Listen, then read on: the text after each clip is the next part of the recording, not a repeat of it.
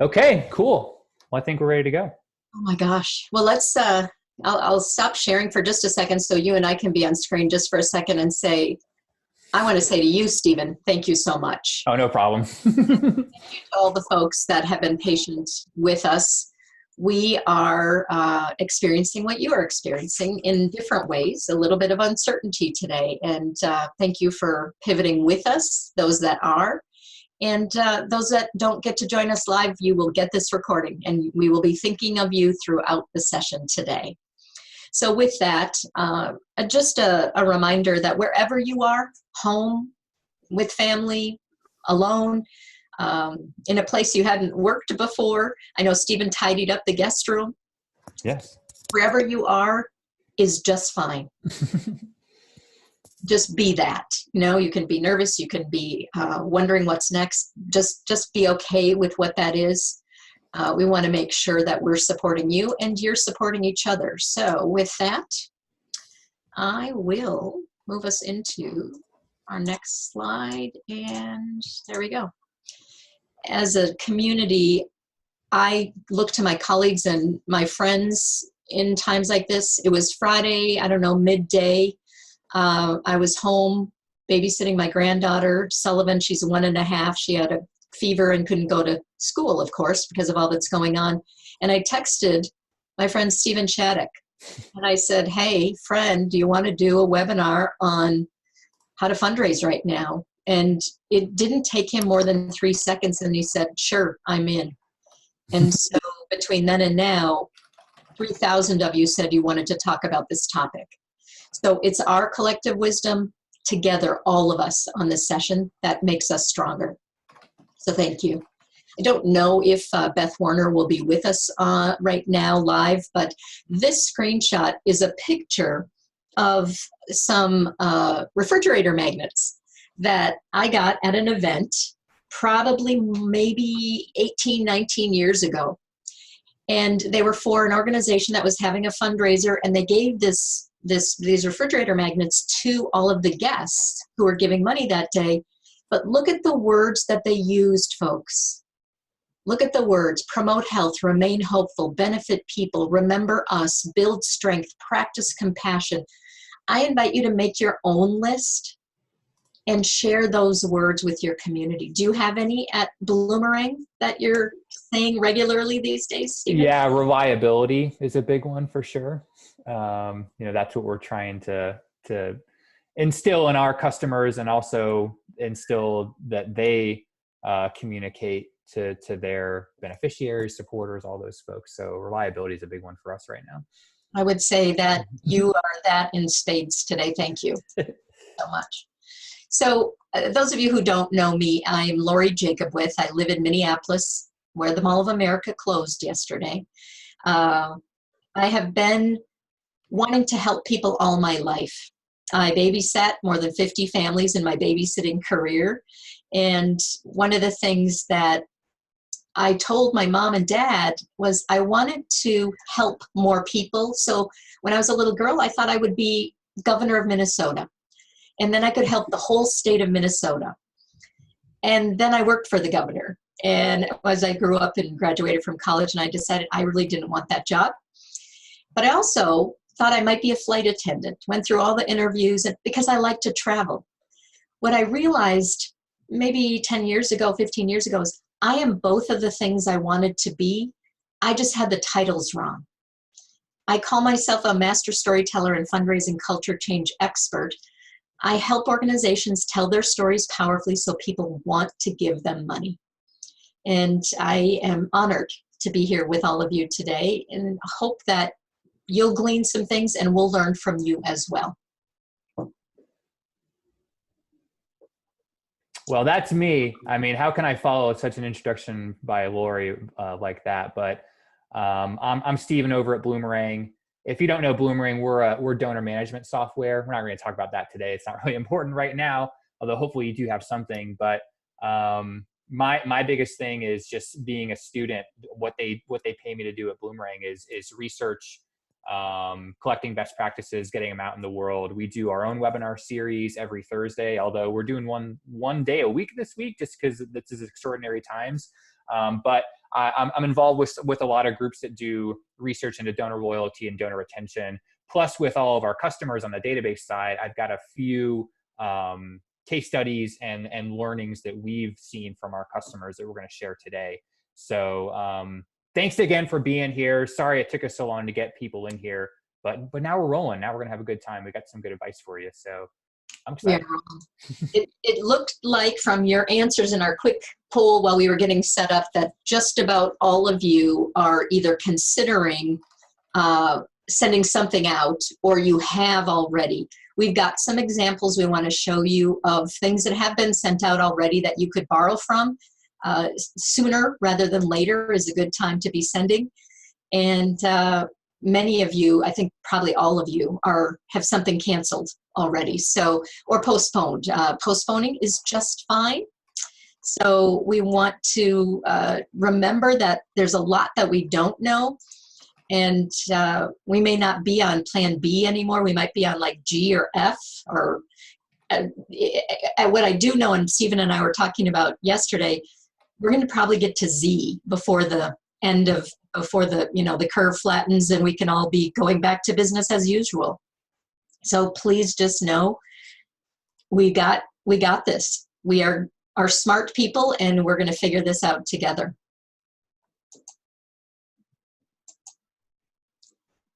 This is about where we're at right now and where my palms were about 15 minutes ago. Little bit of anxiety trying to get go to webinar working, and here we are on Zoom, my best friends. I love them. When we feel anxiety, we're far less flexible. So if we can choose to take a pause, Stephen is a great partner because he is unflappable. Find someone in your life who's unflappable, who can help you in that pause moment to say, okay, what are we going to do next? What are our options? Really accepting that we don't know a lot and we're not going to know a lot for a while. But the important thing is if we can make positive language choices. What were some of the ones we were talking about, Stephen, that we wanted to make sure to do during and model during the session? Yeah, things like, going crazy and panicking and I think those words are important right now. So we're going to try to remove those from our lexicon. Yeah, and scared, and people can feel scared. They can feel that feeling and we can honor that, but we don't have to incite that through our word choices that we're making. So choose less dramatic language right now. It just heightens the feeling that everyone has. And if you can, breathe. So we're going to take you through, I'll let Stephen take you through what our agenda items are here. Yeah, so we've got a nice mixture of kind of philosophical advice for you, as well as very hard and tactile advice that you can put into practice even today if you want to. Not just from the data side, but also from the communication side. We've got some examples that just we have received and also had sent to us from other people we trust of what people are communicating right now. So you can kind of emulate those things in the next few days or so. And then we're going to open it up for questions. We really wanted to leave a lot of time for Q&A. So I know we started late because our other software crashed on us, and it seems like everyone's doing virtual meetings right now. They're kind of at capacity. But I'm cool to hang out for questions, Lori, if you are. I got a couple kids and a dog. So, if they barge in, don't be alarmed. Maybe you all can relate to that. We'll like that. That's right. So let's get into it. Yes, Rebecca, this is being recorded and we will share it. And so, no problem on sharing with others at this point. It said the meeting reached max capacity, Stephen. So yeah, we'll just let folks know that they can find this in different places, right? Absolutely. One of the things that I researched when, it was back in 2008, when I first was dealing with uncertainty, and then even before that, 2001, I've been in the nonprofit sector for a really long time, as my hair color will share, is there's really 3 things that we can be doing regularly right now. And of course, always practicing our best practices, right? But those three things are very simple. They are to communicate, dispel myths, and listen. And we're going to dive into that for you all right now. There's a couple of folks looking for a call-in number. I'm guessing there isn't one, right? Yep, just audio through your computer, unfortunately. So we'll just keep trucking on. All right. You can, I can type that in if you would like, or Okay. I'll let you talk a little bit about what we're here to do, and I'll answer Claire. Cool. Well, I think timing is of the essence right now. If you have not already started communicating to folks, now's the time. And people are waiting on you to communicate to them. And you've got to answer these questions. You got to bridge this gap between what's really complicated out in the world and what your organization needs right now. So that's going to be a big basis of the examples we share with you and some of the advice that we have for you today is how to bridge that gap between what seems really daunting out there and what folks can do for you right now and what you can do for folks as well. It doesn't just have to be one-sided, because not only do we help a lot of people, but we can also check in with the people who help us and make sure they're doing okay. Yeah. Thank you to Sarah, who just shared the phone number. You guys are great. And I can't thank you enough for taking care of each other, even on this session. Here's what my, I guess, motto or way of doing business has been for many years. And it's utmost of importance right now. As you're deciding what to put into an email or say to your staff or talk to your children about, really what we want to be thinking about is, what do we want people to feel? What do we want them to do? And by when do we want them to do it? Some of you came to this session wondering, can we fundraise right now? And the resounding answer that both Stephen and I would give you is yes. Some of you must fundraise right now. Some of you will have different kinds of asking that you'll be doing. Pay more focus, though, on what you're causing people to feel. You'll stand out in a sea of demands and expectations when you cause people to feel something that's a little bit calmer and a little bit different. So we have a pretty simple donor checklist. Thank, check in, share mission moments and money story, and provide options. Do you want to say something about just how important thanking and checking in is, and then I'll do the last two, Stephen? Yeah, absolutely. I mean, this is a good checklist for any situation, honestly. It's even more important now for a lot of reasons that I don't think I really need to explain to you. That's why we're on the webinar here. But, thanking donors, there's a mountain of research that says that's the best thing you can do at any given time. But now when your donors may also be feeling some anxiety about their current life, it's a nice way to reach out to people without necessarily asking for money, although we are going to recommend that you do ask for money right now. This is not meant to be a replacement, but it's a nice way to maybe prime the pump for an ask later on, in sort of a human way that lets people know that, you're not just in there trying to get people to give you money. You also want to be checking in with people, making sure they're okay. Most of us are all working from home. Maybe we're worried about losing our jobs. So I think that they will remember you because you did those things versus other organizations or businesses, for that matter, who don't do those first two steps first before going in and asking for that support. So I think it's a nice way to start your communications rather than sort of panic. There, I said the word we weren't going to say, but to just kind of get an ask out there because you're worried about it. And we've got some research to kind of back this up in a second, but Lori's kind of the master on those mission moments. So I'll let her explain the bottom two. It's pretty simple. You want me to put a face on what's going on right now. You want me to understand what it takes financially to do that. And if there's been some increases in your costs from even Friday to today, you want to start to include that. And I'll say more about your money story in a little bit here, but provide options to me. What could I do instead of coming in to help you at the food bank because you're only having essential staff? Maybe I call people, elder donors, and make sure they're okay. There's other things we can be doing virtually together. And as Stephen said, this is a really key time to be doing best practices.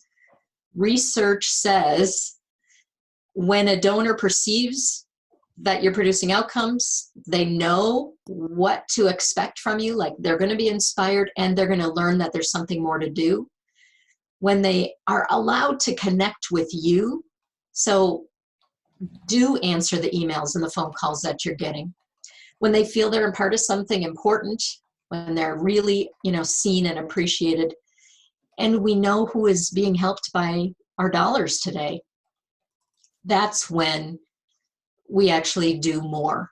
You've probably heard about some folks who have more means than I do, and maybe Stephen too, who are making $1 million contributions to different kinds of organizations, both international and local. I know there's some stories here locally, one that I'll share with you in a little bit. People don't stop giving. Not everyone. Some folks cannot give. So be cognizant of that. And the research will bear you out when we get on the other side of this.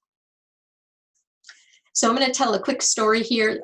Friday, as I said, I was grandparenting, not babysitting.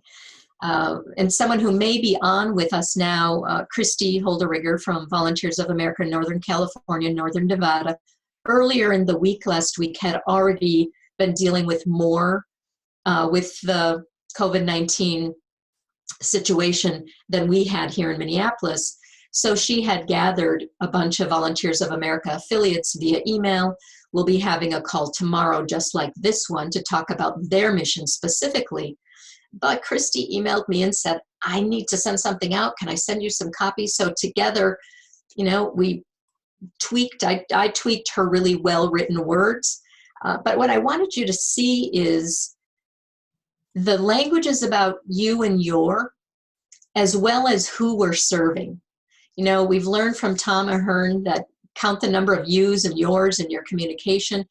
I say also put a face. So this is the safety of our clients, staff, and volunteers is our top priority. This is what the email looked like. And the very next thing that I saw was as one of our most important supporters. So I felt like I was important. I'm loyal. I wanted to read on and learn more. Language that they chose to use was, we're more concerned than ever for the well-being of those we've been called to serve. Notice it didn't say help. It didn't say anything about rescuing. The fragile seniors, isolated veterans, former foster youth, weary families, and all those who struggle with mental illness and homelessness are often disconnected from loved ones and support systems. Volunteers of America, in many cases, is their only family. They made sure to tell us, bold language here, that they were postponing their fundraising event, told us to stay tuned, but then they also explained they have a gap in funding from what they expect to receive in government funding and the total cost, the actual cost of their programs of $2.9 million. And we make that possible, the people who are reading that. So it was a very helpful, educating email, and thanked us at the end. It also did something I didn't take time to put on the screen here, but the CEO had sent it out. It went out under his name. He asked everyone to do one thing. And if you're a faith-based organization, I would encourage you to do the same. Leo asked everyone to pray for the folks that are being served by Volunteers of America. It is something we can do that doesn't cost us anything. And it is something that we can do that's effective and timely. And frankly, it makes us feel like we're doing something, right? Your thoughts, Stephen? Yeah, I love that email. It was funny, we were putting this presentation together, and I had that research that talks about, donor centricity and telling stories and getting people involved. And I hadn't shared that with you yet, but you came to me with that email, and I thought, wow, that just checked every box off there. So I said this in the chat, but we're going to send everyone all these examples. We're actually compiling a library of the things we're getting. Yeah. But look to these pieces and kind of, try to emulate them, because whether they meant to or not, they are following those research-based best practices. So, Yes. yeah. So given that I do some work with Volunteers of America around the country, I was going to, with my husband, Mark, we were going to drive 19 hours to a fundraising event scheduled on April 21st. And of course, it's postponed. I imagined that the person who sent me this text, Lisa Brandenburg, the Vice President of Development at their organization, was sitting with her phone, texting all of the folks that were what I would call special friends and some of the major donors. So I got a text at 8:30 in the morning, shortly after they decided to postpone, and this was personal to me. Now, she might have copied and pasted into different people's, I don't know, but I felt special. And I felt like they were paying attention to the messaging. They had 100, it's an 800 person event, folks. So it's not like she was having to send to just a couple of people. Then just a few minutes after that, they also send a calendar invite to everyone who registers for their event and their table hosts. I got an updated calendar invitation for the new date. That's fast. That's timely. That has us feel special and like you know what you're doing, which is exactly what we want. So it's really what you say, how you say it, how fast you're saying it. Are you pausing to hear what is needed right now? That's what's most important. I'm going to give you another example. I told this story to Stephen yesterday, and I don't know if the folks from Interfaith Outreach are on. Some of them were planning to join us, but I was talking to my sister while we were doing slides. I took a break and talked to my sister yesterday morning. And she's a teacher. School is now closed. And she said, it is really a different day than I've ever had before. My son is home from college. His college is closed. My daughter's home from, Grace is home from high school. But she said, I got this email, Lori, from Interfaith Outreach right here in Plymouth. And I wanted to open the email in amongst all the things that I was being barraged with, because the subject line was so tangible for me. And then she said, and I looked at it and it was so specific. The first thing it said, what I could do, because people are asking how to help and I didn't know how to help. She said, the first thing I could do was to fill some emergency bags or feed a family of 4. So we're a family of 4. We're going to feed a couple of family of 4s today. She made a contribution yesterday because she got this email. Now, what the serendipity is, this organization just finished a training that I deliver for 6 weeks. They just finished that 2 weeks ago. And we talked about being specific and making sure that the subject line of your email causes people to want to open. I loved it. I was so proud of them for doing this. And I was so pleased that my sister had no idea. And, there we are. Then you go to their donate page and notice the images that they've used. Your gift, $9. When you give $1, we can purchase $9 of food and goods. The largest amount is first, not the lowest. It just makes it easier for us to know exactly what to do. So you gotta put images in. Please don't just send words out. A lot of examples we've seen have just words. And if you put a face, even if it's you're serving puppies and the environment and or advocacy, there are people who are end users of your work. We want to know who that is. All right, I'm going to have you talk about myths for a second. Yeah, there's a lot of myths out there. And I think that myths can really sort of paralyze you at times like this. And it's just so important to take a step back, look to the research, because we do have a body of knowledge that tells us what we should be doing at all times. And that is just sort of emphasized even more in times of crises like these. So let's look at the first one. I think, Lori said this one best. Stay calm. We're a trusted resource. We are feeding kids and saving animals and all these things. It's important that we sort of exude a sense of calm in our communications. And I'm going to talk about what those communications should look like.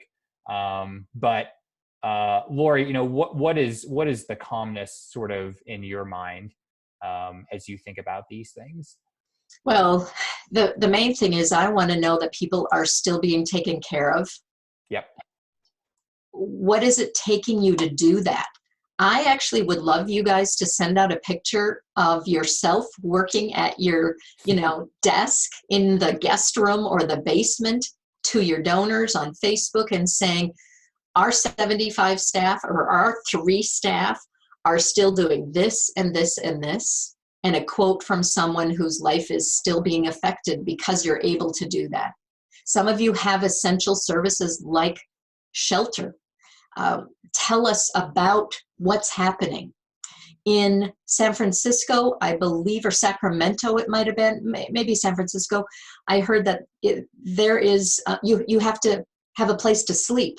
Homeless people are being told they cannot stay on the street, which is nearly impossible. So what is happening? Tell us how that's being handled. Are hotel rooms being rented? Just keep us calm too with what you're doing, because you're all doing things differently than you ever have before. What's open, what's closed? How can donors help you in ways they maybe didn't before? Are there handwritten thank yous that could go out to folks? Can volunteers make phone calls to some of your folks that would normally come in for services? I saw a picture on the internet, Stephen, of a young man sitting outside the window at a senior care center, and an elderly person sitting in his, sort of comfortable chair, but they were on the phone. And he was just doing a well check to make sure that the person he normally goes to volunteer was okay. And they were social distancing, but they were still doing something. The other thing, I think you and I are in agreement of this. Yes, it's important to check the news, but please reference the Center for Disease Control or whatever is equivalent to that in your country, and your state or country Department of Health for the facts.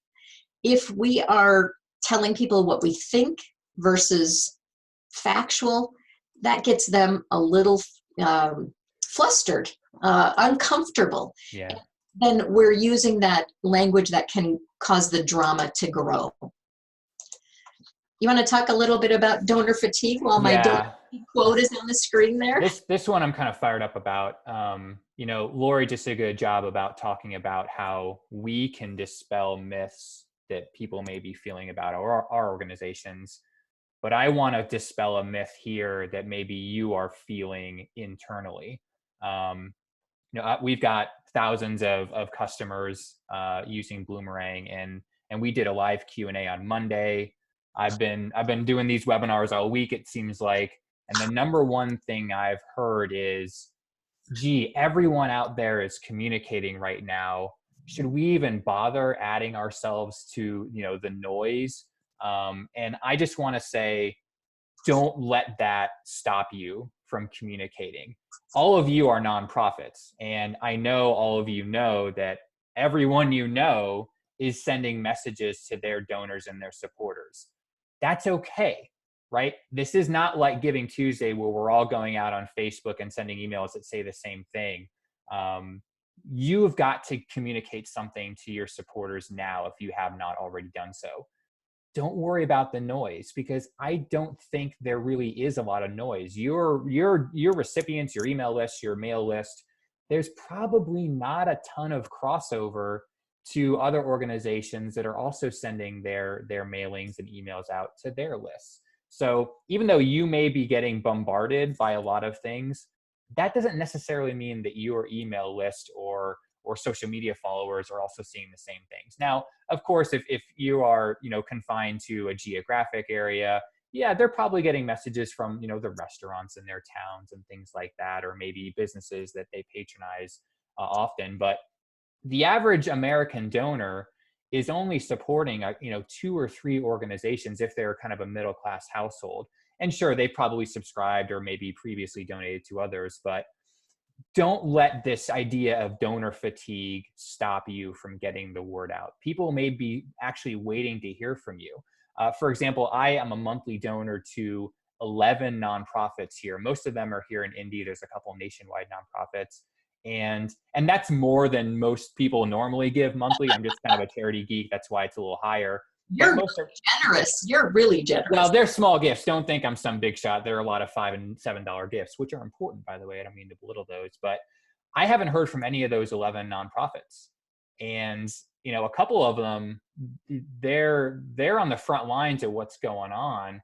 And I don't know if it's because they think that they can't be communicating right now because there's so much going out there, but don't let it stop you, folks. Please. I do not think that there are as much audience crossover as maybe you think is going on there. Certainly people are, seeing a lot on Facebook, but reach out. Don't let it stop you. We've got research into this. Penelope Burke, who Lori and I look up to a lot, she does an annual donor survey. Next year's survey is going to be really interesting. What's happening. But, when we were talking about this webinar, planning it, a couple of quotes just stuck out in my mind.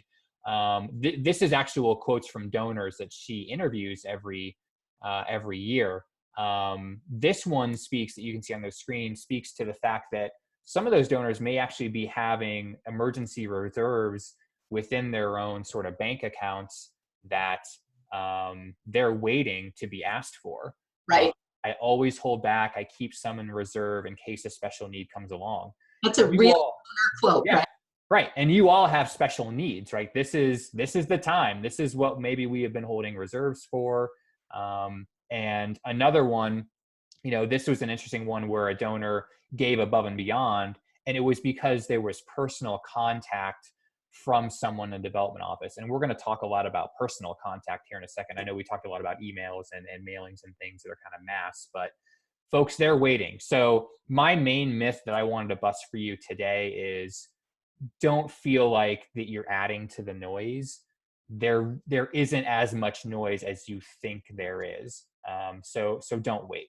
But remember, that message has to have me feel a certain way, like important and special. Yeah. It has to have me know what to do.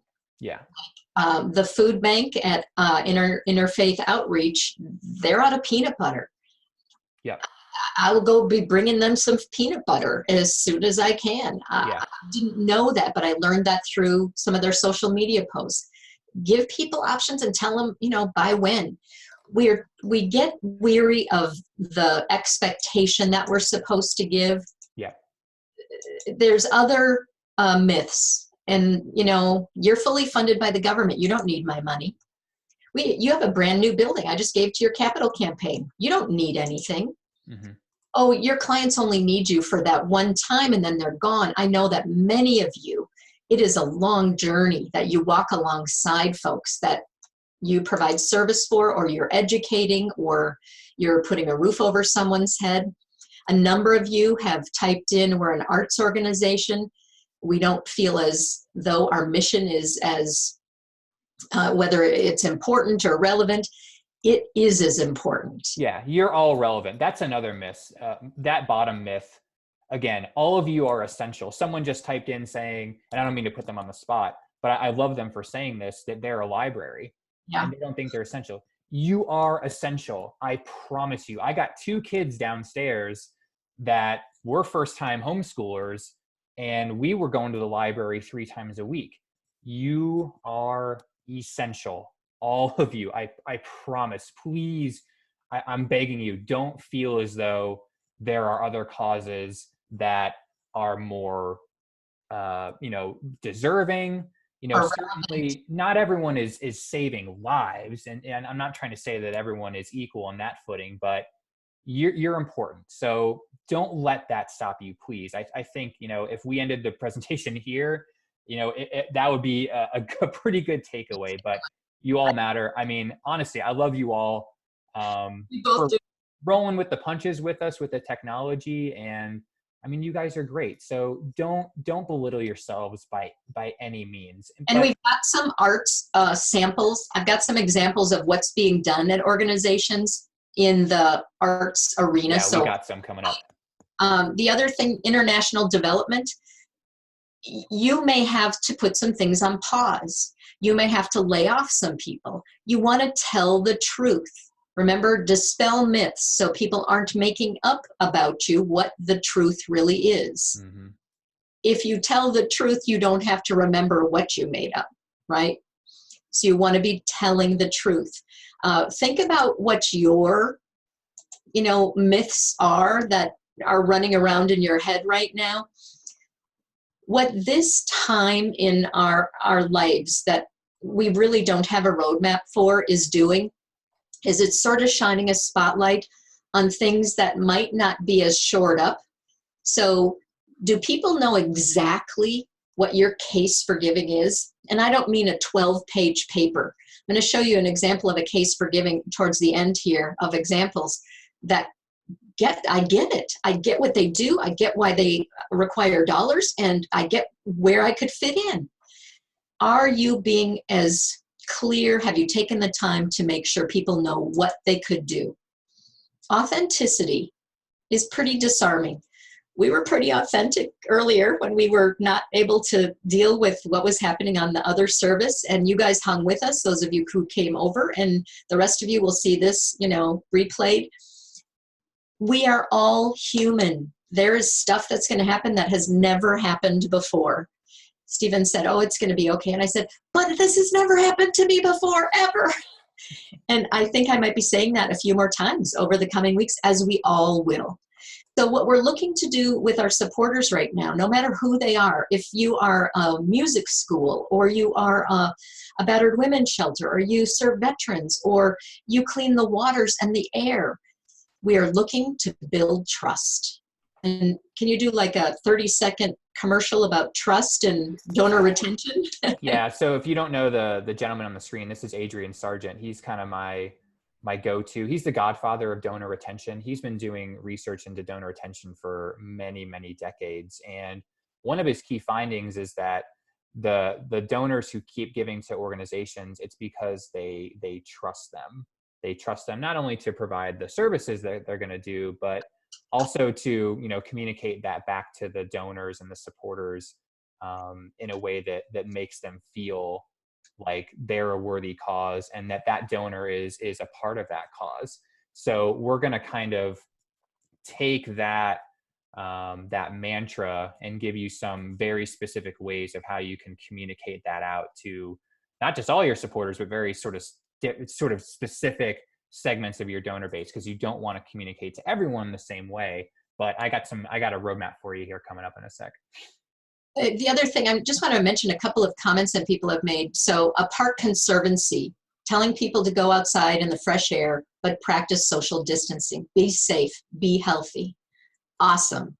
Then there's someone else who was saying, you know, in this time that we're in, I'm just going to find it here on my screen. You got questions about events, essential, retirement communities. There are places you can't go right now, like retirement communities. So what happened at my mom's is someone, a donor, decided to purchase Shamrock Shakes for everyone yesterday. All the residents got them delivered to their door because they are quarantined in their unit. So awesome. That was a reach out that the organization did, and someone, you know, came and made sure that that happened. It's okay to be outside the box creative. And I'm going to give a lot of credit to Christy Holderigger out in Sacramento for this document that we're about to show. And I'm going to see if I can also bring it up on my screen so you can see it like in real time. last week we did some triage, a fundraising triage conversation about, we got to get a message out. We have to talk with people. We have to, maybe reschedule our event. What should we say? What should we do? So this came from a few-minute call that Christy and I had. She typed it up. I gave her the credit for her, making it look awesome. And we put it into a Google Doc. We will share this with you as a link. I'll send you probably a Dropbox link so you can just all download it. But folks, it talks about, getting that initial conversation started. So you're letting folks know that you're updating them, whatever it is, how we're doing. Our event was canceled. They made sure to make some phone calls. They put some language in here. I asked people to consider a pop-up on your website, just to let folks know where to go. Maybe volunteers go one place and donors go another place. But you want us to, your website is like the kitchen in your house. Mission experiences, we will not be able to be in person for a while. So what can you do on Zoom and online? And I've got some fun examples for you to share in a moment. But your mission should overlay everything you're doing. So think about, how do people feel when they experience your mission? They feel joyful or safe or clean or proud. How do you cause that to happen? Through the virtual ability that we have on telephone or Skype or social media. You can ask. You can do small donor asks just on the screen, just like we're doing. Christy and her team at Volunteers of America will start a daily inspiration message that is very faith-based. It may have quotes from the Bible or quotes from, well-known folks or quotes from their staff about what's going on or how to stay positive. And they're gathering many of their volunteers who do other work to start to call some of their elderly population, their elderly donors. Are you okay? Do you have food? Are you, how are you feeling? You'll get a lot of voicemails, but wouldn't you rather get a voicemail that's checking in on someone and having them feel great? So just know, I'll make sure you get a link to download this and then create your own, and please share it with us. Yeah, customize it for sure. All right. The third thing to be doing right now, of course, is listen to everybody, yourself included. What do you need to get through this time right now? What do they need? We listen in two ways sometimes. We listen for the pause in the conversation so we can insert what we have to say, or we listen to understand where you're at. And that's the place I want to be. This is so true right now, that energy and emotion and language, it's all contagious. COVID-19 might be contagious, but so is fear and panic and hysteria and calm and kindness and love and joy.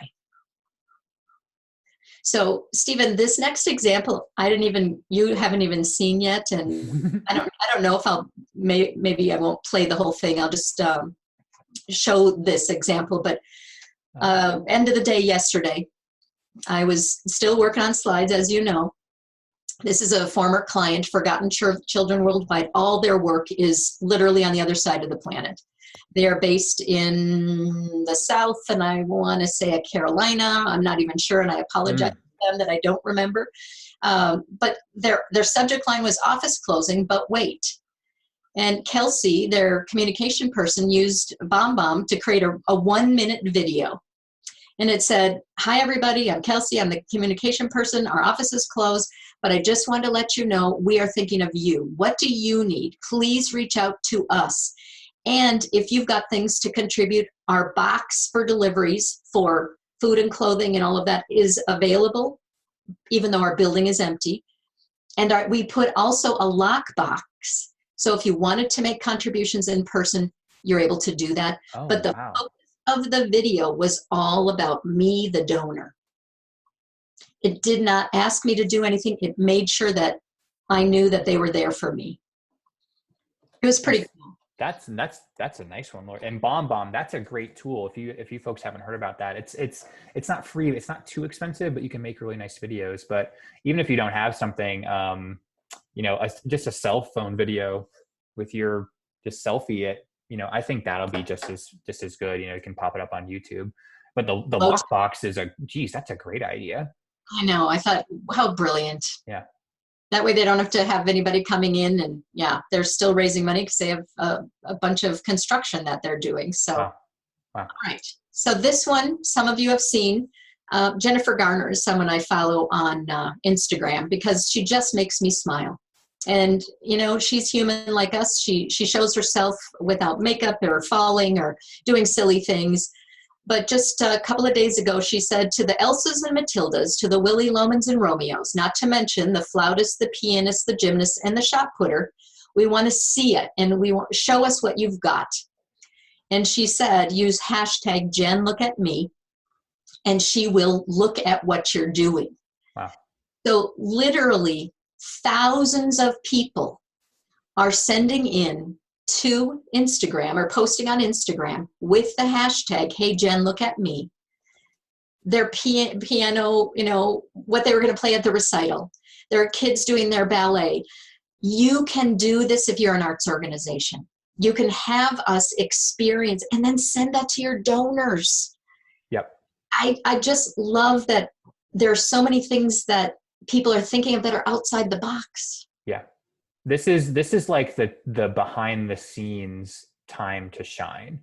Yes. And it's not even behind the scenes anymore. It's like it's outside the scenes, I guess is the best way to say it. But anything your organization is doing service wise, small videos, little video clips on a phone, photos, get them out there. Because we showed that research early on, that 7-point research, and that the number one thing that keeps donors loyal is that they perceive that you are providing value through their donations. So, it's always been a good time to share these behind the scenes photos, but now it's even more relevant and sort of expected because there's no way for people to see these things in most cases. I kind of hope it becomes the new normal, that we are more engaged. I feel like I'm more engaged with you, Stephen, over the last few days. Oh, yeah. What happened, and we can see each other and be thousands of miles away. Right. Let's choose to be connected to people, folks. Yep. And in that, we're going to talk about the most important thing that I think the world needs to understand. Data is like money in the bank. So have at it, Stephen. Yeah. So, I'm the database guy. So I got some brass tacks stuff for you of how you can start to look at your data. The first thing is, if you're going to be sending mail, email, and I know sending mail is going to be complicated right now. But anything you're sending out, now is a really good time to perhaps make an investment in making sure that your addresses and phone numbers and email addresses are correct.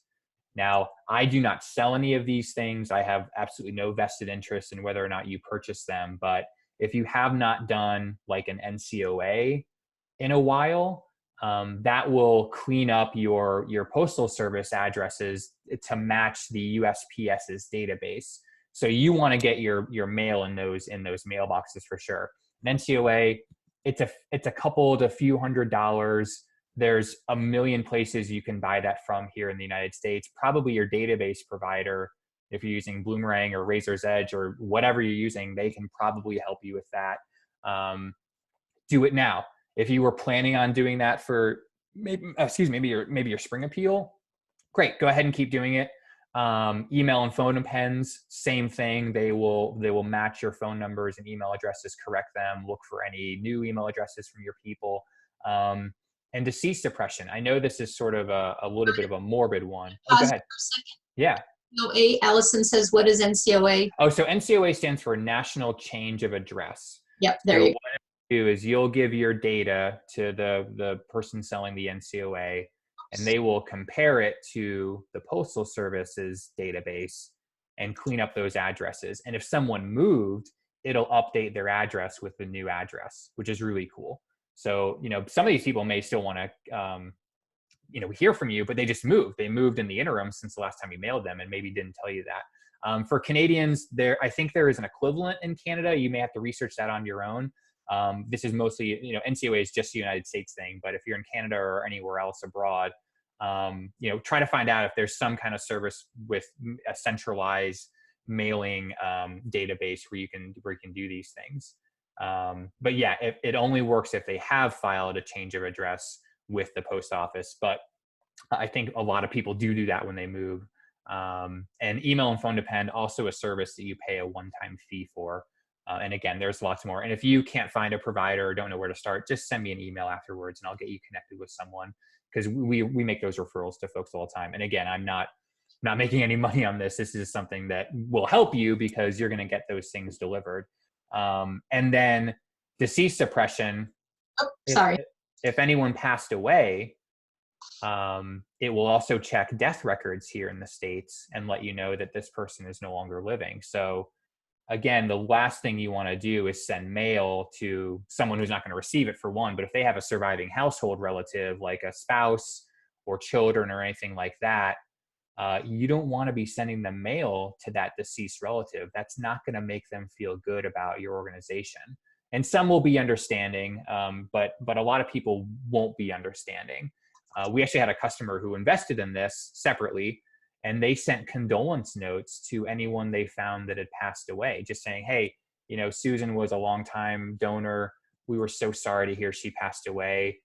We just offer our deepest condolences from the nonprofit. And when one of them, the husband of the wife that had passed away, they actually wrote back to the nonprofit and said, oh, I didn't even know we were giving to you. I had no idea those donations were coming through, because usually it is the woman in a mixed gender marriage or household that is making those decisions. And he wrote back and said thanks, and he also included a check. Now, I'm not saying you want to hit these people up for money. That's not what I'm saying, but don't send condolences, and also your deliverability rates are going to improve. That's really kind of the main thing, but it could also be an extra stewardship opportunity. But if anyone has any questions about these things, I don't want to go into the nitty detail about all of them, but just email me and we'll get that to you.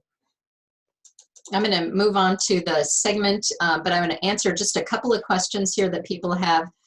If you are wondering how to do any of this with Bloomerang, just contact them directly.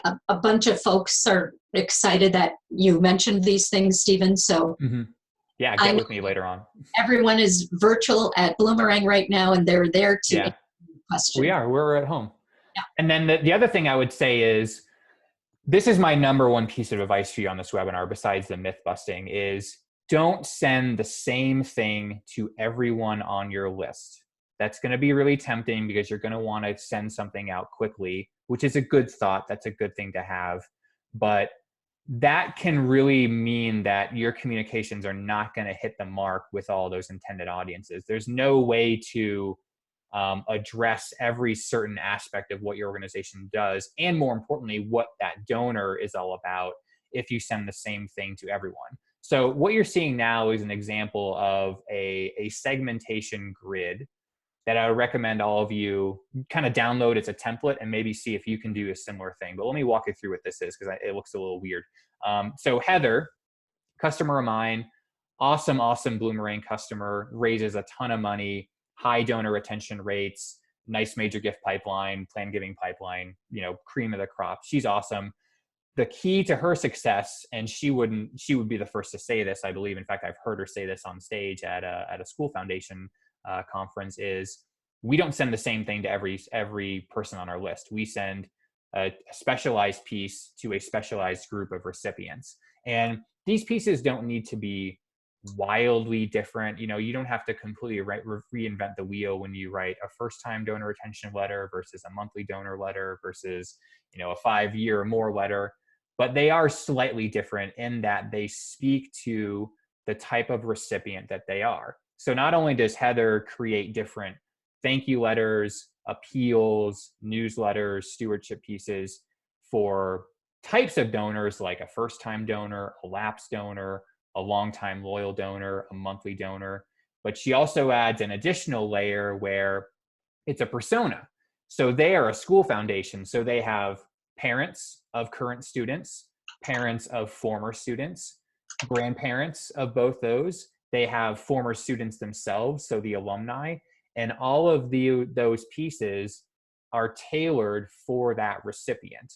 So I would strongly, strongly recommend that when you go out to kind of create these communications that we've recommended for you today, that you take that strategy of not just crafting one letter, one email, whatever you're doing, and sending it to the whole list, because that's what leads to open rates not being very high, response rates not being very high, because you can't tug on every single heartstring specifically. So I've got a list for you, and we're going to go through it here over the next few minutes of, I think, the segments or the audiences that you should sort of zero in on for this specific situation that we have ourselves, that we're finding ourselves in. So these are my favorite segments.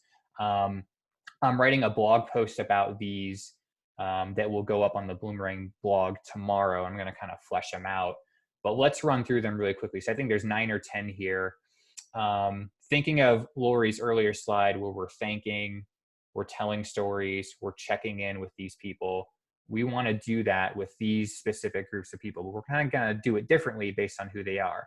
So beyond your top donors, the 20% that's providing 80% of the funding, that's definitely a group.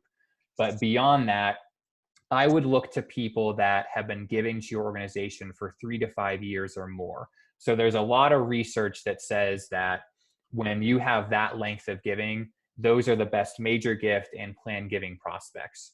Check in with them. And honestly, the letters to these groups can basically be the same, except that you are acknowledging which group they fall into. Right. Hey, It doesn't Lori, be like the whole thing written over. it can honestly be the first sentence. If you do that, you're way ahead of most people. So, hi, Lori. We just wanted to check in and say thanks. You've been giving to us for 17 years. We are so, so thankful for that support, especially in rough times like these. Boom. And then the rest of the letter. Monthly donors. Monthly donors, I told the story earlier where they sometimes get neglected because it's automatic. The dollar amounts are small, $5, 10 donors, but they are your lifeblood in a lot of cases, and also a lot of research. And I know I'm citing research but not showing it to you, but if you want those, I'll send it to you, that they are also really good prospects for planned gifts and major gifts because they trust you so much to give you that credit card. Again, hey, Steven, you're a monthly donor. Thank you so much for being a monthly donor. It means so much to us in times like these to have that sustained support. Just wanted to say thank you for that. And then the rest of the letter. And again, monthly donors, I don't mean to be all doom and gloom, but if the economy keeps going the way it is and people are losing their jobs and household budgets get tight, these folks may look to that contribution as something they might want to trim out of the budget, because it sometimes does resemble a utility bill or like the Netflix bill. But if you have proactively checked in, I think they're going to remember you for that. You said thank you. You reminded them of that support. Do it now. I honestly would reach out to monthly donors ASAP this afternoon if you can. Call them up. A voicemail is just as good. Just thank them for being a monthly donor, because I would just hate it if that got on the chopping block. 2 things to follow up with what you're saying here. A few folks don't have a lot of staff, and they've had to lay off staff. Yep. You have donors who could help you with some of the donor stewardship things we're talking about. Absolutely. I get it. If you are a homeless shelter, you are swamped right now. Yep. And there are also people that you could call and say, I'm going to email you a list of just names. Could you check with these people? If we only have an email for them, will you check with them by email and say, thank you, staff is really busy right now, and we want to just touch base with you. If we only have a phone number, will you call and leave that voicemail message? The one thing I recommend is whenever you communicate with someone, get some information back. Get an email if you only have phone, get a phone if you only have email. Yep. Other folks are asking, should we be mailing right now? My caution around mailing, and you might be in the same place Stephen is, we don't know what next Tuesday is going to bring, nor do we know what tomorrow afternoon is going to bring. Yeah. Yeah. So mailings, I would pause. I would pop up on your website things. I would put things on your Facebook page and on other forms of social media. I would email, and I would spend the time on the telephone, and we're going to get to that in a moment. Yeah. I just wanted to make sure that we answered a couple of those and then keep us moving. Yeah, and Rebecca just chimed in saying that board members too are great people. Absolutely. She took the words right out of my mouth. And there's a lot of research that says that board members are the best people to do this. So, you know, I honestly today make a list of all your monthly donors and get it in the hands of your board members and say, can you call or email these people, one-to-one email, just saying thank you. First-time donors, another really good cohort. Really, really low retention rates. Again, I would run a report of all of your first-time donors that have given in the last 90 days, because 8 out of 10 of them aren't going to give to you if you don't reach out and really steward them. You know, thank them. Hey, thanks for your first gift. We noticed you gave to our organization for the first time. Just wanted to welcome you into the family. Answer any questions you have. I'd love to get to know you more, because you want to recapture those people, because if they stay in your database and never give again, you're going to be spending money, you know, reaching out to them and doing mailings and things like that, only for them to never give again. And pick up the phone. If you have a phone number for these people, monthly donors, the longtime donors, and first-time donors, don't go and try to find their phone number. Don't go to, you know, their office line and try to get to them through like the switchboard. If you got a phone number, those are the people you want to call. Again, tons of research saying that phone calls help retention. It also increases their next gift size if they are called, particularly from a board member. That's what Penelope Burke found from her research. And our own Bloomerang research, we looked at the impact that our customers are seeing if they make phone calls. And the customers that we have that make phone calls are blowing the other customers out of the water in terms of retention rates and gift size and speed to that next gift. So this is a great time, right? People are home, you're home, your events probably got canceled. Maybe you've got some spare time. And I know that spare time is at a premium here, but like Heather said in the chat, the board members, get them a call list. There may be no better thing that board members can do right now, because maybe your meetings aren't happening or whatever. And they're awesome ambassadors for your organization. So they're great people to call. Hey, Stephen, just wanted to say thank you for being a monthly donor. I'm a board member here at Volunteers for America. I love the organization. I know you do too. Just wanted to say thank you. That's it. You know, you don't have to overthink the script. Well, if you want a script, just email me. We've got some, and voicemails are just as good, but pick up the phone. Monthly donors, honestly, I would do today, because you don't want to lose them. If you lose monthly donors, it's going to be really tough. Foundations, absolutely. This applies to foundations, family foundations, healthcare foundations. Language choices matter. Attention matters. A number of you were talking about appeals that have I got 2 yesterday. Who knew that this was going to be the week that I got 2 appeals, but they were really well written, and they had very interesting stories, and they had me pause and think, even though I wasn't thinking of giving today, I'm sort of tugged to do so. If you mailed your appeal last week, you can also reach out to those folks and leave a voicemail to say, we are not at the office. We're directing folks to online contributions because the gap that we have from what, you know, is covered by fees or government and what it takes to deliver our services is this. And we just thank you for what you've done in the past. We hope you're safe. Wash your hands. These messages don't have to be beggy and asky. No. I love this visual on the screen. Together we can. You know, how positive can it be that we can do things that we never imagined before? Many of you have printers that are closed, you know, different places. You aren't going to be able to do things the way you used to. So folks, stand out in the crowd, be creative, and craft messages that teach me something, inspire me, and they have some sort of simple call to action. Put a face on what my impact is. Make the communication about me, not you. I got 2 emails that I will not ever show anyone else yesterday, but they were, we need your help. We will not close. Please give now. And those words just feel like duty and obligation, and they make me sort of feel cranky. What about invest in our community together? Let me tell you about your impact. Here's someone whose life will be different because when you give, even though we aren't having that event, we're still looking for long-term partners because we've got long-term solutions that we provide in the community. Just a little different choice of language. This is more stealth, and Stephen and I addressed it at the beginning. We're working in our lives to keep words like, it's really hard, there's donor fatigue. We can't do that. We don't have enough time. We don't have enough people. Some of us didn't get enough sleep last night. Yeah. They won't. What if we say, we're learning to navigate a different normal? It's not even a new normal, because I'm not sure what the new normal is going to look like yet.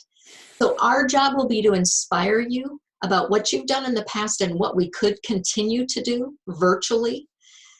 And what if we could make a dent in homelessness even during this time? Or what if we could have every child feel like they got to give their recital even though we didn't have the concert? We're looking for the very right people to be long-term partners. Make sure that you're using language that has me want to stick around and not feel like, oh, they're just squeezing more out of me right now. Different kind of energy, different kind of thinking. We're talking about your money story. Where are you today? And where do you have to be?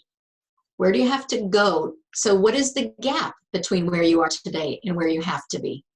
That's the dollar amount that you want to be talking about. On my desk, I have a little Post-it note, and from a client last Tuesday, I know that their gap is $2,350,000 for this fiscal year that ends on June 30th, because the CEO shared it with me on our coaching call about something else. But he also said, Lori, so far today, we have raised, from people like you who support us and are passionate, $1,975,074.40. And he said, the honest truth is we're about $100,000 off of what we were at this time last year, and that's not ahead, that's behind. So we've got some work to do to share our stories more clearly with folks. What he does is he makes it okay to talk about money, because he's not begging, he's updating as a part of inspiring me about the work that's being done. Here's what it takes is different than please give now, or the most disengaging words, which are help us with our goal. Frankly, no one cares about your goal.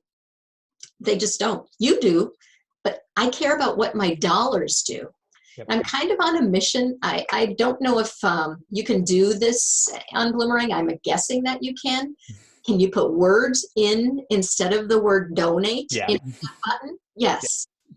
So these are donate buttons, folks. Thank you for continuing to change lives. That was in an email I got yesterday. In the afternoon, I got one, invest in creativity and inclusion. These are actual words that are used instead of donate or give now. Other words, my favorite is, because I don't have kids and kids are my thing, you helped a child today. That's the button I would want to click on. Or I care, or I support my community, or I'm hungry to help. Yes, count on me. Every gift matters. Think about your mission and what words would you want people to be inspired to click on, so that your money story then becomes just a fact and a part of what you're doing. I want to tell you, this conversation about talking about money and your money story, this is what I do, and it's actually like hours of conversation to help organizations. One that is probably on the call today, who went from raising a couple of $1,000 from donors to getting their largest gift of $1.6 million in a 3-year pledge just a couple of months ago. because they did this. So because we don't have hours, I wanted to make sure you know there's 2 virtual opportunities. You can spend time with me talking about this. I'll make sure in the follow-up email that you know about the March 31st. Now, it used to be an in-person workshop, but not anymore, the online workshop. And then I do a storytelling course. The folks at Interfaith Outreach, the folks that did the email that my sister responded to, they just finished a course, and I'm going to add another one. It's just 4 organizations at a time, and we work on your communication and your storytelling. All right, so examples. How cool is this? This came on Monday on my Instagram feed. When you're washing your hands, take the 20 seconds to think of 3 things you're grateful for. But the logo is of the organization. I think that's beautiful. I want to give to them even though they didn't ask me. If you've got things that you're having to do that are different right now, put a face to it. This is 7 amazing things donors have made possible. Look how much good a gift to the American Heart Association, American Stroke Association can do. You might have different things on your list of what's happening than ever before. Share those and put them on your homepage, put them on your donate page. Here's the folks at Interfaith Outreach again. They did a Facebook post where they told they're out of peanut butter. So they had 1,000 people that this reached and 17 shares. They really explained that the community is taking action, and there's more to do. So the next one reached even more people, 2,600 people, 23 shares. How can you help? And people were sharing this because that's what people are looking for. How can we help? And the specificity, sorry to interrupt, Lori, you're rocking it, but on social media, the more specific, the better. We need peanut butter. We need size 4 diapers. Yes. Specific, please. And you can do an Amazon wish list. I know Amazon is a little wonky right now, but specific, please. Yeah. If you're not having your event right now, if you're rescheduling it or canceling it, you could send the invitation out online and cross out the words attendance. Yes. Say your gift means more people will have a voice from this day forward. And you can ask for that gift on the day of. So in Sacramento, that smart team there, they had chosen the day of their event as their statewide giving day. So they're planning it was going to be a breakfast. They're going to deliver or have delivered croissants to all of the table hosts, and they will have some video online. They will still do a 24-hour day of giving, but they won't have it be in person. They'll show the video, they'll have the CEO speak, but it's going to be virtual, folks. You can do an auction online. You can do text to give. The way to get me to care, though, is to use powerful images that convey your mission, that have me remember why I care about you in the first place.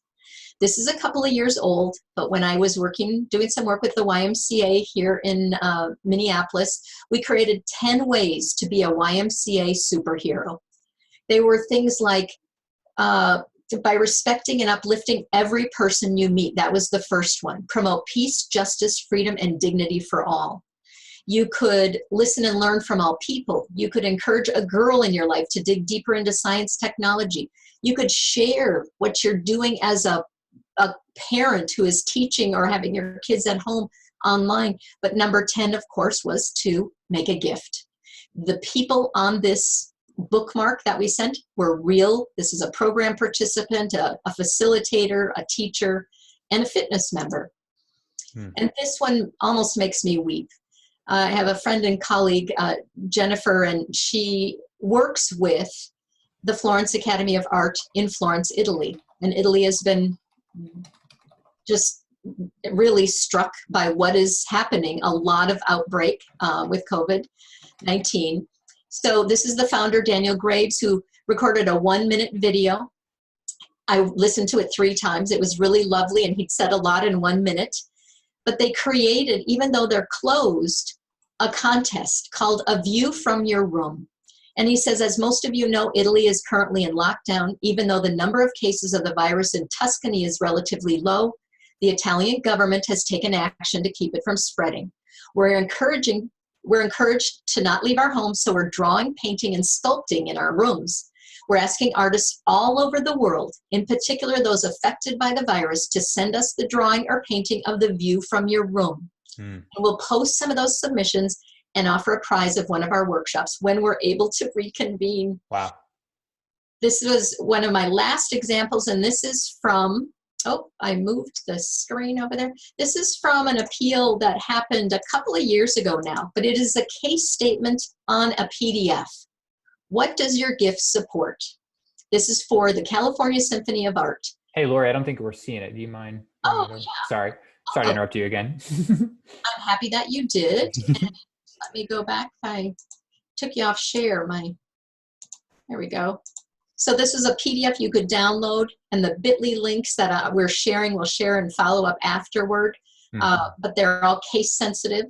But notice it goes from $50 of what your gift will do and tells us flowers for the guest artist, or $500 is tuition for one sound mind student for a semester, all the way on up to $20,000. And they had a match. They raised a lot of money. This was a campaign written up in the Chronicle of Philanthropy, but it was specific.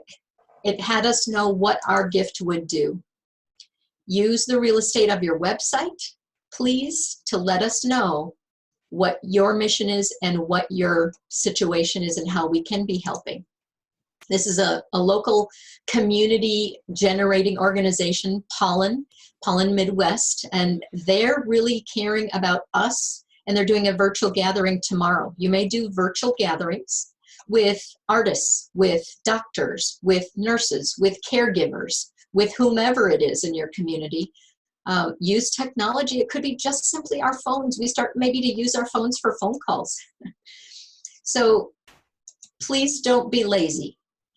You want to send inspiring communication that reminds us to feel proud we support you in the first place, hopeful, know what to do and by when. And here's your checklist again. Thank, check in, share mission moments and money stories, provide some options. Someone did ask if we're calling elderly folks and they need help, what do we do? This organization was calling elderly donors who are their major gift donors. So they may be feeling isolated, but they weren't necessarily needing things like food and things like that. So what we want to hear from you before we go to questions, and we've got a lot of them, I wrote quite a few of them down, is what did you learn, if anything? And what are you going to do differently? So type into that chat box, that question box, and let us know. I'm going to have you read some off, Stephen. Yeah. And I wanted to really emphasize that first example you showed, Lori, in that section of, if you cancel an event, give people that option to just convert the registration fee or the ticket to a donation. I've seen that a lot. And I think I would be really surprised if 99% of people didn't say, yeah, that's fine, go ahead and do that. Yes. Do it now. The longer you sort of wait to cancel an event, that just limits you from being able to do some of these things we're talking about now. They'll understand, no, I really would be shocked if someone said, no, please refund me that money. And that person probably wasn't, a true believer to begin with. And the people, yeah. Maybe they have someone in their family who just lost their job and absolutely, and that's fine. Yeah. And, you don't need to feel bad about it. But the people who respond, emphatically and say, absolutely, keep track of the people who do reach back out to you, not only to say yes, but maybe go a little bit above and beyond because of that. And, if you throw that event later on in the year, and, I think it's okay to say, you know what, we took that as a donation. Would you mind buying a ticket again? It would so help us. I don't be bashful. Yeah, give them the option. So let's just say, there's a bunch of things people are saying that exude calm, Yep. give options, tell our story, postpone versus cancel, pause versus panic. Yep. Making sure that we're creating a real scenario for people. A lot of people liked the idea of, hey, look at me kind of thing. You can do that in your own communities. Hey, look at what we've accomplished today. I had one mom tell me that she created a sticker chart for her daughter because now she's working from home and there's no childcare. And so she needs her daughter to do read 3 books while mom takes this call. And that little sticker chart is going to help keep some semblance of calm and order in their house. Yep. But rather than, say too much about ourselves, we'll just remind you we're both on social media. We both have blogs. And boy, does Bloomerang have a great blog right now that is about COVID-19. Every resource you could imagine, all of our colleagues and friends, Stephen and his trusty team have been capturing all of those links. It's probably, I don't know, Yeah, it's big. That's all we're doing. All we've ever done in marketing is share knowledge and do our own research. We have completely zeroed in on this specific topic, crisis fundraising, all the stuff we talked about. We put together this giant library. We got other webinars. This isn't the only webinar you're going to see on this topic, not just from us, but, please attend them because people have other perspectives that we don't. We're not, the be all end all. Keep going to these webinars. I know it seems like you're getting inundated with them, but you're going to pick up tidbits in each of them because so many people have worked with so many different types of orgs and seen different things. Don't let this be the last webinar, please. And I know we got off to a little bit of a rocky start, but I so appreciate you all hanging out with us. We're going to get you all those examples. Go to the Bloomerang library. It's just bloomerang.co/COVID-19. And we're going to keep updating that for as long as this goes on. So stay in touch with us. There's a question, I'd love to work with you just a little bit, Tony. You said, I learned a lot that coming up with these kinds of super creative ideas are a lot harder for advocacy organizations, as I think it is.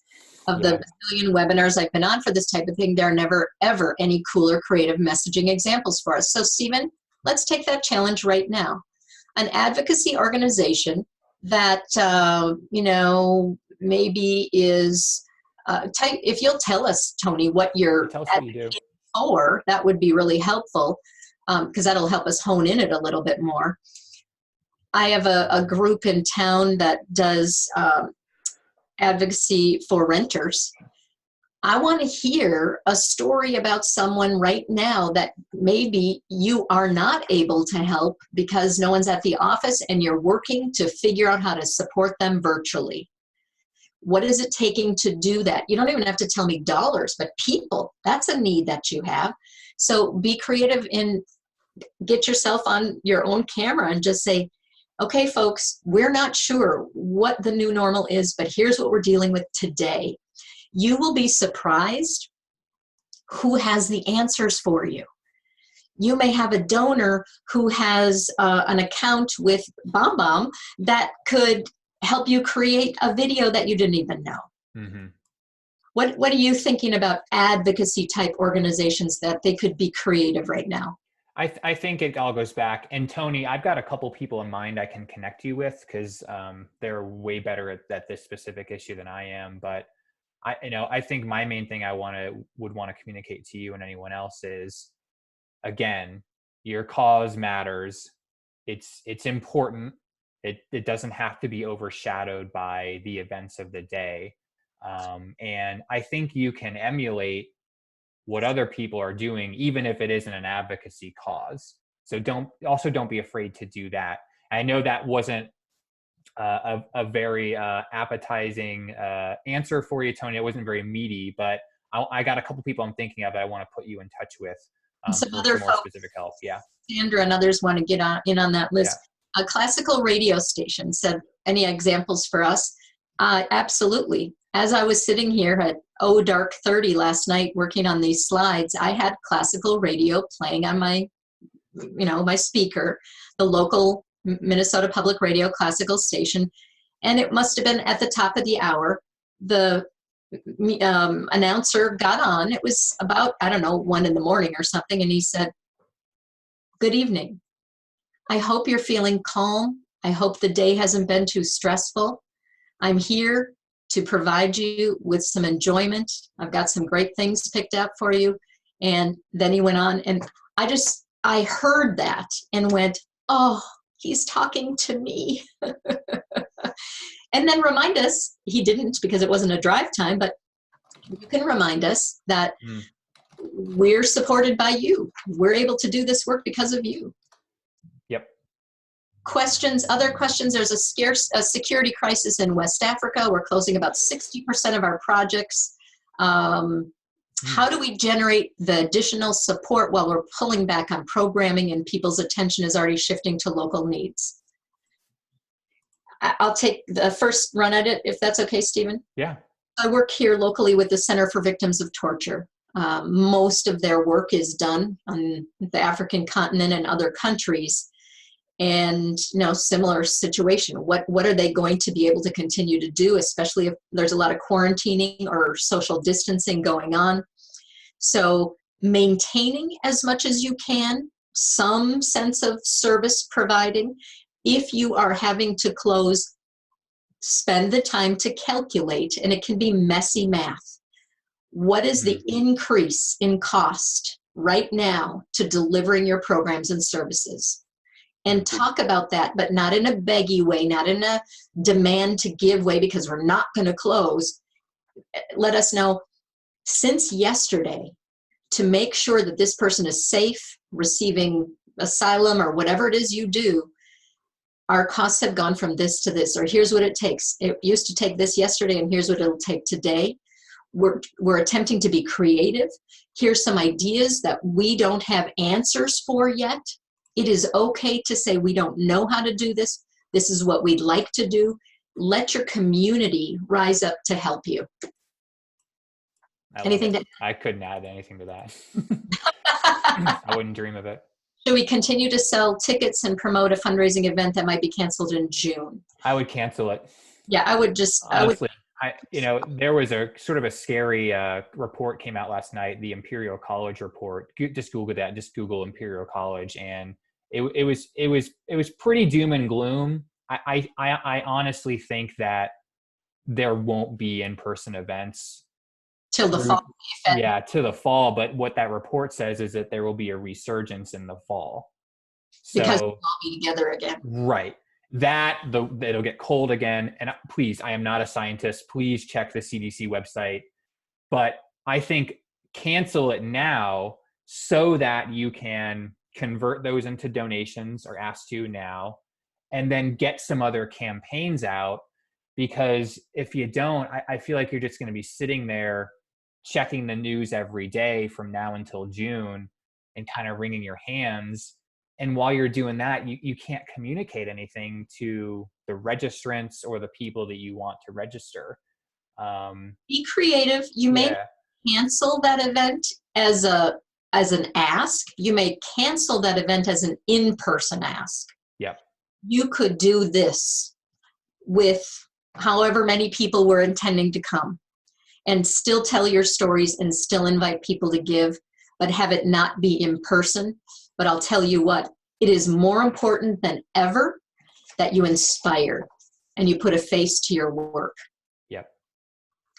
So someone asked, if you don't have the decision-making power in your organization to change the messaging, what do? First thing I do is have them watch the webinar, go to some of the sites that are saying, here's what to do now.